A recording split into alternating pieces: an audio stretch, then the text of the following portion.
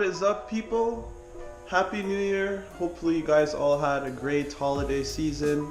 I know I've been on hiatus for the past month, but that's because of all the holidays and all that stuff, and work's been kind of hectic. But now things are starting to die down, and I can finally start filming and vlogging about whatever. So for today's vlog, I think it's number 18, we're going to be talking about the Detroit Auto Show and what Ford brought this year. Just a quick update on my car. Everything's been doing well with it. It's been treating me well for the winter. I actually just replaced my right outer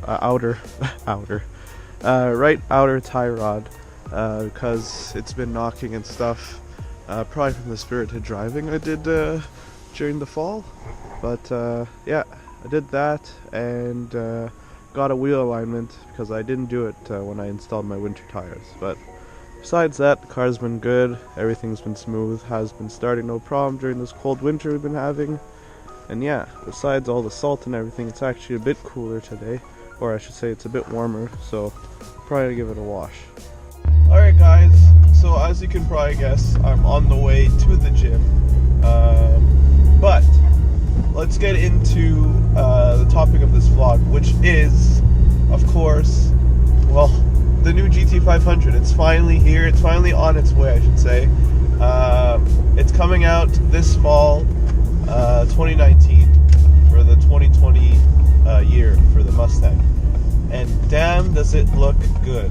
I'll try, if I can figure it out, to post some pictures on the screen somewhere. But yeah, the 2020 Mustang GT500. They're claiming it to be over 700 horsepower, so they're going after the Hellcat in terms of power. I'm sure it'll just pass 707, maybe like 715 or something like that. But pretty crazy numbers out of such a small V8 compared to what the Hellcat has. It's a 5.2 instead of I think it's a 6.2 in the Hellcat. But yeah, pretty impressive, man. I'm excited to see that thing driving around. I'm sure it's going to be really expensive. In Canada, the GT350, not the R, but the 350 is going for around 70 grand brand new. Not sure about in the US. It's probably a hell of a lot cheaper because Canadians are taxes and everything, and I live in Montreal, Quebec, so we have extra taxes because our government is just so much fun. So yeah, Ford said the GT500 is going to come in two different trim levels. The regular GT500, which will have, well, not as crazy aero bits as the, I guess, the track focus one. They're not calling it a 500R or anything like that. But it will still be crazy. It's going to have its nice carbon fiber vents in the hood. The hood pins, I believe, is standard with all GT500s for 2020. The major differences in between the track-focused GT500 and the standard one is I think it has more aggressive aero bits in the front and in the rear.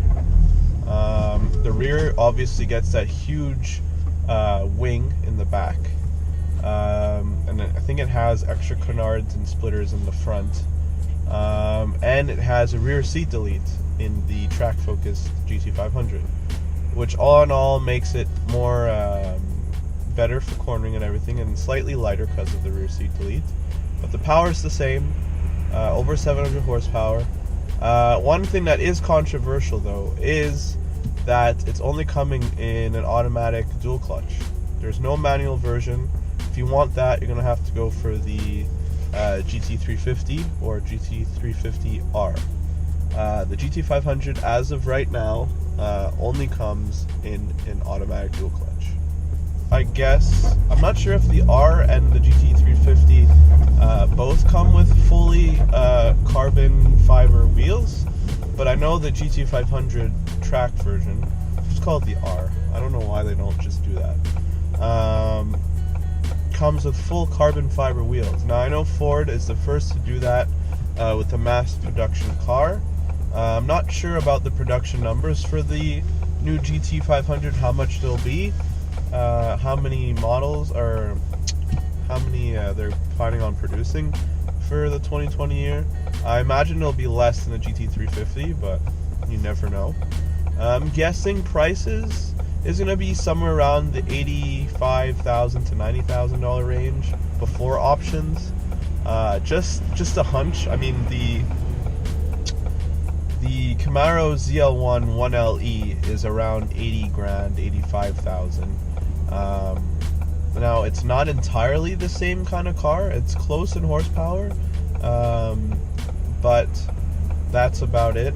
I know the GT500 is trying to be more than just a straight line speed car like the Challenger is, like the Hellcat and the Demon.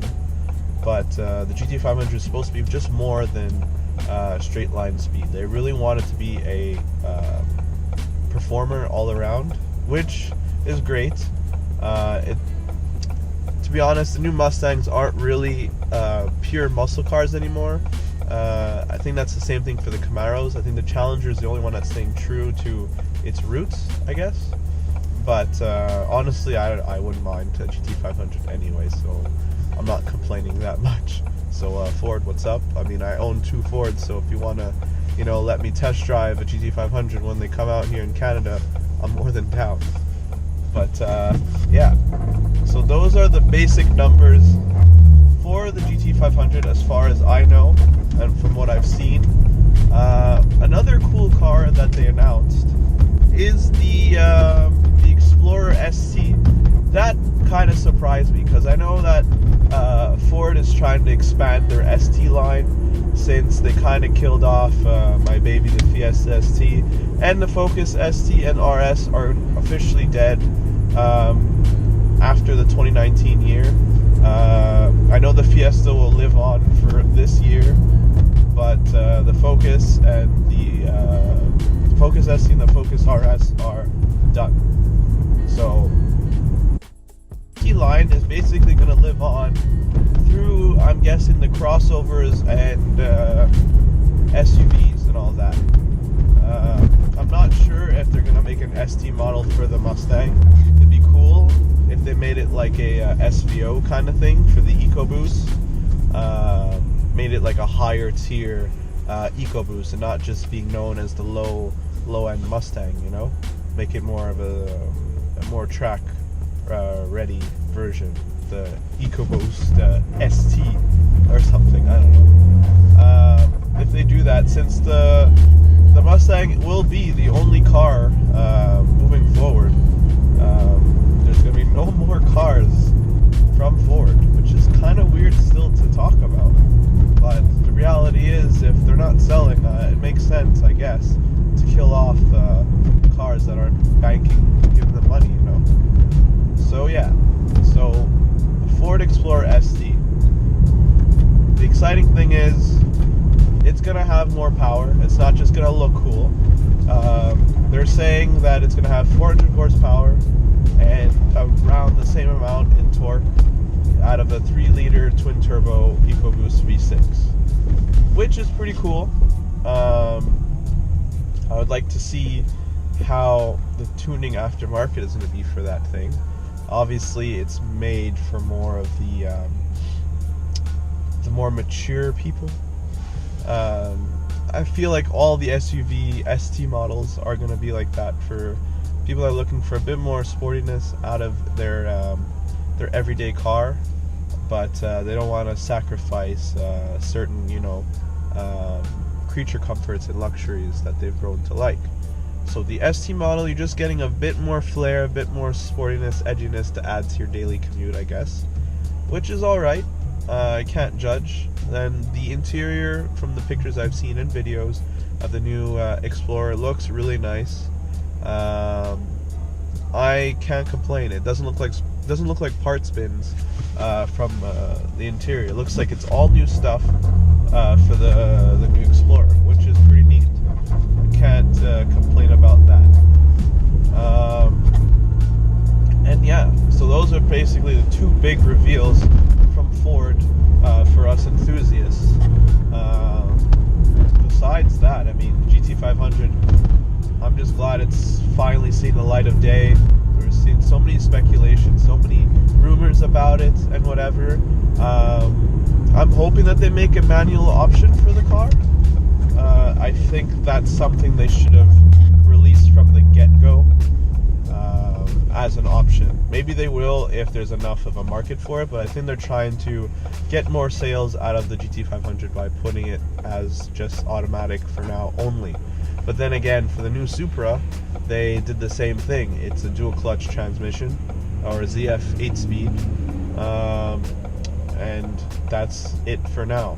I know automatics are becoming the new like standard for people, and it's easier for like everything, fuel efficiency, for power, for all these things now. But we still like the manual. I mean, I own 2 manual cars, and I honestly I don't think I'll ever get tired of driving manual.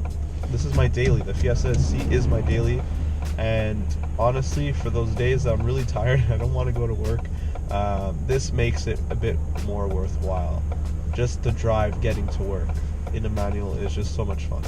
But anyways, that's my take on that, and I'm looking forward to these cars. Ford is bringing it for the 2020 year. I'm excited to see them on the road, these cars. And yeah, what are your thoughts and opinions on the new Explorer ST and the new GT500? Do you think it should have came in a manual? Do you think the Explorer ST will sell well, or is it just another gimmick to get people to, you know, get a vehicle that has the ST badge? Because it's such a legendary thing nowadays, the ST cars. So let me know. And if this is your first time, oh geez, if it's your first time,